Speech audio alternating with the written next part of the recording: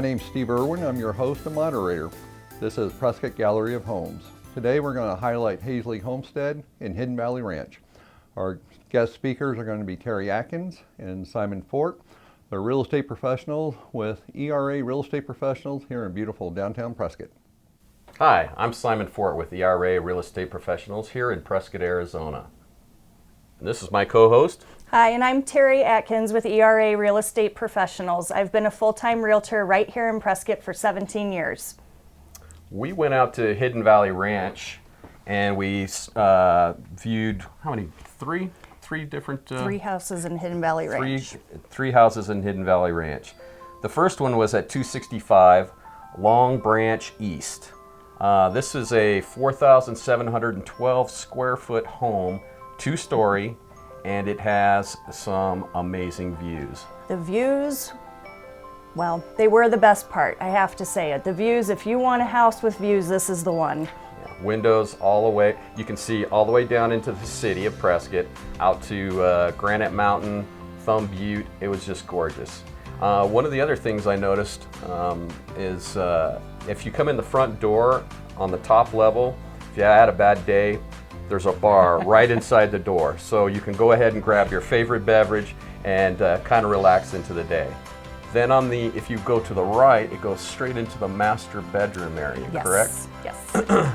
But this floor plan is huge. You could actually have two families living in this place and probably not see each other, which, depending on your family, that might be a good thing. You could even have your master downstairs if you wanted, if you really wanted it to be separate. Then you do have a huge, would you call that an atrium? Yeah, it was an atrium. I think it started out as just kind of a back patio, and they enclosed it, put some fans in and some nice lighting. As you come into the house, it's just to the left. It's got windows into the atrium from inside the house. But I think you're going to do most of your sitting outside on the front deck. Because of after the views. you hit the bar and get your sit on the deck with the views. Get your favorite cocktail and head outside. And because you do look over the entire city at night, you're going to see the glow of downtown. And because I do live in that area, I know it's just gorgeous. It's beautiful up there. This is in Hidden Valley. Hidden Valley has a community kitchen, a fitness center, and an outdoor pool. What other amenities? There is a racquetball court, and the nice thing about it is that area kind of backs up right up against the National Forest, Prescott National Forest. So it's really quiet back there. You have wildlife running through your backyard half the time. There's deer, javelina. It's a really enjoyable place to live. And this is in the ponderosa pines. So a lot of times we get people coming to us saying, you know, when I think of Prescott, I think of living in the trees. And this is what I call living in the trees. You have the ponderosa pines and you've got the trails that you can get to easily. This is a decent sized lot. This is just over half an acre. This is that 265 Long Branch. And it is a 2-story, so you're going to drive in on the lower level, and that's the garage level, and then stairs to the upstairs. So it is something to consider when purchasing your home. If you're looking for a single level, this isn't it. But you could have, like I said, two separate families in the same home. This was a large home. Yeah, yes, absolutely. The next house we previewed was 1714 Quail Run. This house is just over 2,500 square feet, 4 bedrooms. It is another 2-story house. It's on 0.2 acres. It does have a walkout basement, natural gas. The flooring is both carpet and wood. This one did have granite countertops with a kitchen island, which was very nice. You've got an open kitchen. I like to be in the kitchen where I can see into my great room or my living room so that I'm part of everything. I enjoy cooking, so I like to do that. Get the family together. You know, one of the things I didn't mention is you're about a half a mile to a mile away from downtown Prescott, so you can be shopping at the local grocery store within 5 to 10 minutes. Jump in the car and you're right downtown in no time flat. Or you could ride your bike. Or you could ride your bike. Yeah, I mean, it's beautiful out there, fresh air. Nice area.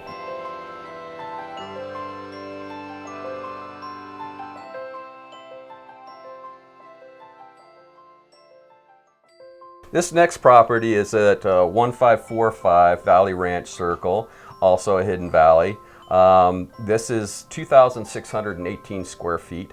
We would both consider this a value buy, right? Right.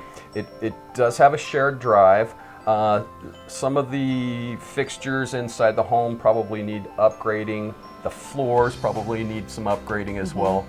But again, it's in Hidden Valley, a nice area to live. And you're gonna pay, I tell my clients all the time, if you like the trees, you're gonna pay for every ponderosa pine that's on your lot. So this is one where if you're willing to put some work into the house, then you can get into this neighborhood at a better value. You know what is nice about this?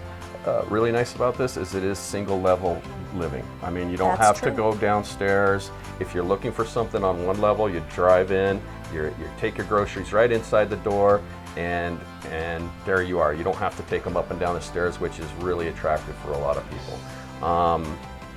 This is on 0.21 acres. Did we talk about square footage? It's just No, just over 2,600 square feet. It's a 2-bedroom and 3 bath. So the bedrooms were really large. So once again, we really believe that this has some great value to it. Again, with some very moderate upgrading and updating, you're going to have yourself a pretty nice house in Hidden Valley Ranch.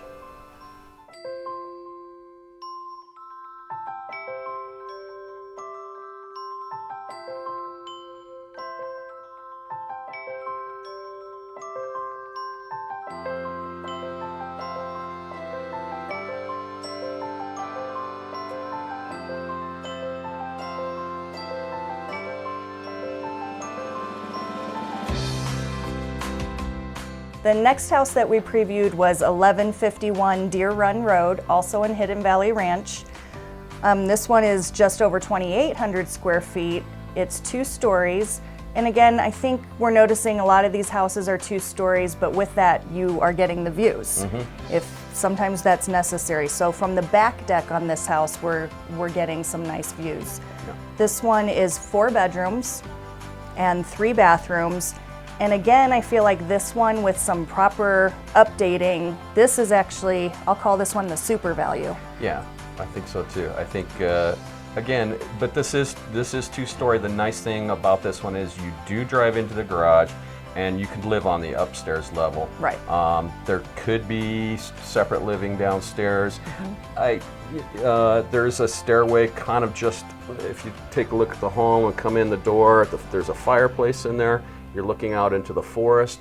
Just to the right of that is the stairway downstairs. You could really have 2 separate living spaces there because there is a walkway down on the I think it's the west side of the house. But you can enter the downstairs from the From inside inside if you want. or the outside, Or the so outside. whichever Yep, how you wanted yep. to set that There's up. There's a doorway to the outside. Again, this is in Hidden Valley Ranch. It's quite a ways up there. The elevation's probably at about 5,500 feet, and you're living in the pines. Once again, this one had a lot of forest right behind it, separating from the neighbors, which is nice. And you're looking down, so over the rooftops. A nice home. Again, it probably needs a few updates and a few upgrades, but with a little money, I think this would be a nice home. Well, Hidden Valley Ranch is a beautiful Prescott community on the south part of town. They have approximately 750 homes that vary in sizes. There's also some condos and townhomes in the area. When we previewed these homes, there was approximately 10 homes listed. Recently sold around 31. The average price range for those homes that were sold were about $340,000. The nice, again, Hidden Valley has a community kitchen that you can share. You can have special events there. You just need to book it through the HOA. They also have a fitness center, an outdoor pool, a spa, and some tennis courts, as well as a workout room, which is a bit redundant seeing they have a fitness center. The nice thing about this is it really is a beautiful part of town. There, javelina, deer will be running through your yard. In fact, you have to be kind of careful while driving up there because you'll see a couple of deer cross the road, and then the rest of the family will follow soon after. Haisley Homestead has approximately 250 homes. When we were showing, there was active listings of 4, and recently sold were 15. The average sales price in the community was $310,000. Again, this was at the time of showing. They do have a pool, a spa, and some tennis courts. I think you'll enjoy driving around in the area. You should go ahead and take a look at both of these communities. Okay, in this segment, we're going to ask some really common questions that all realtors get. So Simon, got a question the other day. Clients ready to make a move and they want to start putting their house on the market. What are some of the things that you recommend? Well, the first thing sounds self-serving, but is to contact a real estate agent. We do this day in, day out. So the first thing I would recommend is bring a real estate agent out to your home. They can actually walk through the house and take a look at things that show well and don't show well, to make sure that that which is supposed to be the featured item in the house, you're drawing the eye to that. We also do kind of a little inspection usually, kind of a, hey, you know, when it comes down to inspection time, you're going to get tagged for certain things. There's your eaves are rotting, or there's the water's flowing improperly. You don't have gutters on your house. These are the things that are going to slow down the sale of your property, and these are the things that's going to stop a contract in midway. And you don't want to lose your momentum once you have somebody that is actually going to buy your house.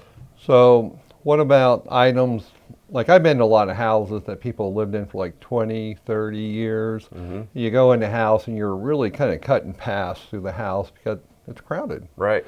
And right. What do you recommend? Well, the thing is, you get attached to your house, you start living in your house, you put a lot of things in a lot of different places because, well, you've run out of space. So a lot of clutter accumulates over 20 years of living in a space. What we would recommend is you remove all those. You're going to move. That's kind of the ultimate direction. Sure. So start packing. Start putting those things away. You want to reduce things down. You don't want pictures of the family. As much as you love them, other people want to picture their family, probably on the same shelf that you have your favorite dog. So reduce the clutter. And then once you're done with that, reduce the clutter again. Yeah, and so I remember when we were getting a lot of listings from the banks, one of their primary concerns was curb appeal. Mm-hmm. And so what do you tell people with that? Well, here's the thing. You're about to sell your home. You want to make the best first impression possible. So go and walk your property with a real estate professional, and they're going to tell you exactly what shows well and what doesn't. Curb appeal, it's the first impression. So make sure your home is ready, a fresh coat of paint, that the gutters are not hanging off the side, that the roof is intact, that everything looks good, that you've swept the place clean, and that landscaping is looking the best that it can. Yeah. And so now you got a seller, you got their house on the market, you're starting to show it. How soon should that seller start looking for their next place that they're moving to? Well, I would recommend immediately. We have the tools to start feeding exactly what the client wants right at the get-go. It is a bit of a timing game. You want to be pre-qualified with your lender. You want to be ready to go so that when you are under contract, everybody knows when you want to move out and the subsequent place that you're moving into knows, hey, we're closing on this date, we want to be able to move by then.